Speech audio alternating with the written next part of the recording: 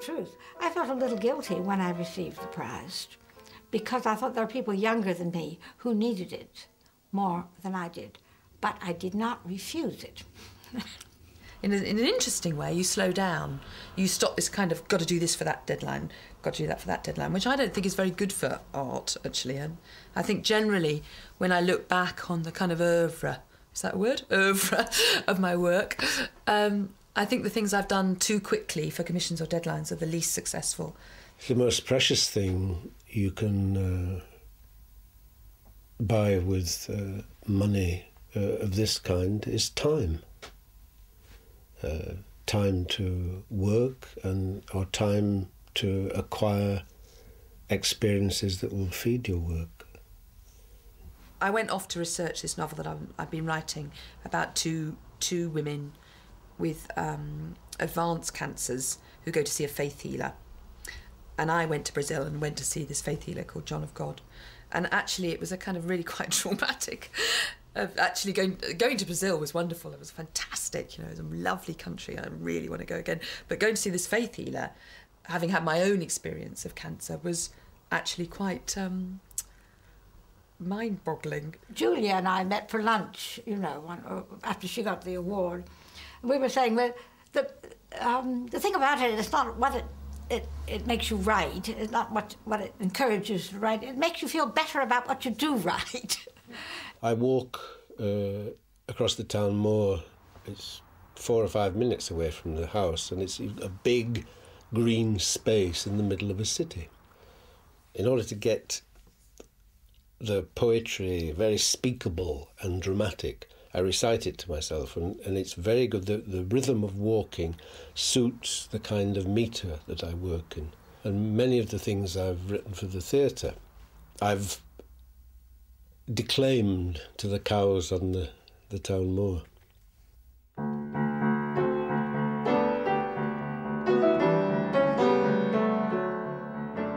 And it's very important for my poems to be able to feel that I'm in contact with the music.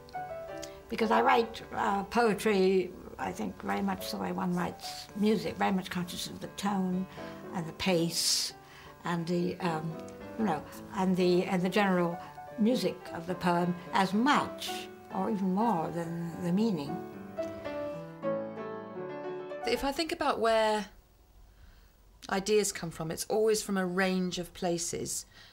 Some of them are deeply personal. They're things that I can't quite understand, you know, can't quite come to rest with in my own life. I mean, say The Taxi Driver's Daughter is, I think, very much about me thinking about bringing up teenagers in a northern town, but it was also about the fact that I just spent an awful lot of time talking to taxi drivers.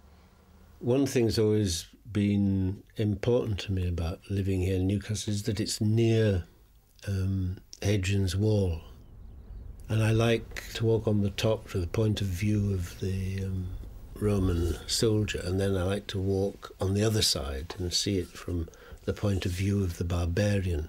These kind of divisions are very important in my work between the idea of civilization and barbarism, which come together in European culture.